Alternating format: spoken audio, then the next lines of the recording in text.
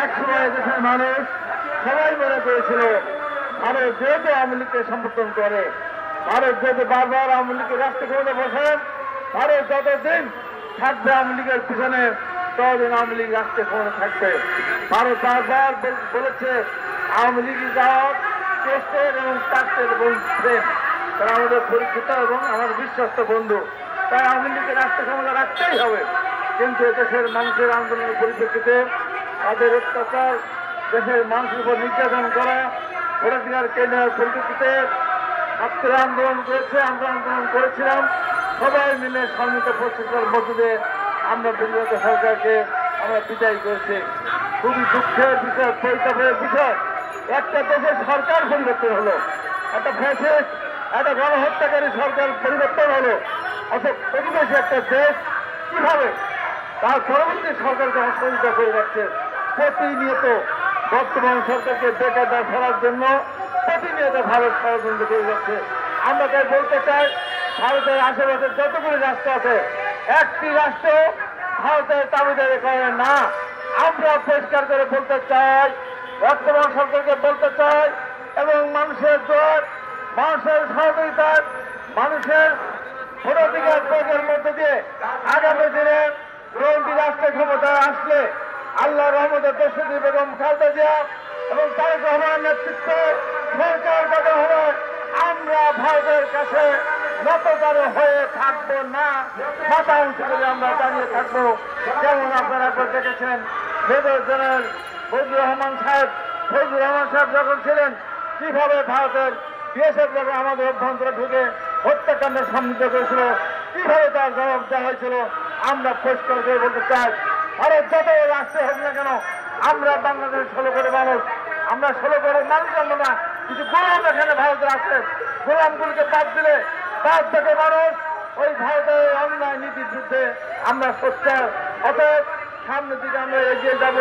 আমার বক্তব্য বাড়াবো না, ফেরানি রাস্তার পথে সম্মান প্রদর্শন করছে, তার মাত্র স্থাপনা করছে, পাশাপাশি বর্তমান সরকার উদ্দেশ্যে বলতে চাই, আপনারা এসেছেন সংস্কার করেন, সীমিত সময়ের ভিতরে প্রত্যাশা করে 25 সালের মধ্যে একটি নির্বাচন দিন, দেশের মানুষকে তাদের সরকার বানানোর সুযোগ দেন। বিগত 15 বছর এদেশের মানুষ ভোট দিতে পারেনি, কিন্তু আজকে একটা জিনিস পরিণত হচ্ছে, এই সরকারের ছাত্র ছায়া থেকে কেউ আজকে রাষ্ট্রের সমস্যার কথা চিন্তা না করে, দেশের মানুষের দুরবস্থার কথা চিন্তা না করে, এই যে প্রশাসনিক বিভিন্ন লোকের ব্যর্থতা সেদিকে চিন্তা না করে, নজর না দিয়ে শুধু বিএনপি থেকে তারা আন্দোলন করার চেষ্টা করছে। কোনো কোনো দল বিএনপির নাম ধরে, কোনো কোনো দল আকার ইঙ্গিতে বিএনপির দিকে বিষয়টাকে করার চেষ্টা করছে।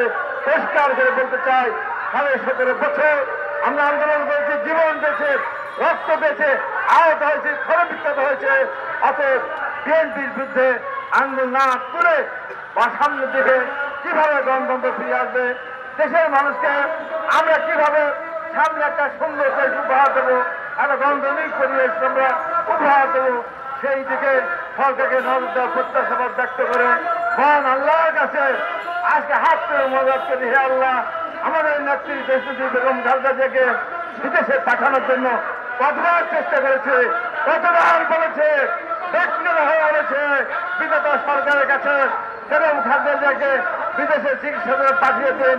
উনি যদি না আসেন, কতদিন না আসবেন ততদিন আমি কারাগারে থাকবো। উনি যদি না আসেন শেষ পর্যন্ত, তার কারণে আমার যদি ফাঁসি হয়, আমার ফাঁসি নিয়ে আমি ফাঁসির দণ্ড নিয়ে আমি হাসতে হাসতে বলে যাবো, তারপরে দেশকে কলঙ্কমুক্ত না হয় সেই কথা বলেছিলাম। তারপরেও সরকার কিন্তু সে কথা শুনে নাই। আজকে আল্লাহর রহমতে বেগম খালেদা জিয়া উন্মুক্ত, বেগম খালেদা জিয়া আজকে বিদেশে চিকিৎসাধীন যাচ্ছেন, আল্লাহ তাকে সুস্থ ফিরে দিচ্ছেন। প্রত্যাশা করবো নেত্রী সুস্থ হয়ে ফিরে আসবেন। আমাদের নেতা দলের ভারপ্রাপ্ত চেয়ারম্যান জনাব তারেক রহমান দেশে ফিরে আসবেন ইনশাআল্লাহ। বাংলাদেশ একটি আধুনিক শিল্প দিবসের এবং কৃষক দিবসের দেশ কামনা করে তুলবেন, এই প্রত্যাশা ব্যক্ত করে আমি আমার বক্তব্য শেষ করছি। আপনাদের সবাইকে ধন্যবাদ।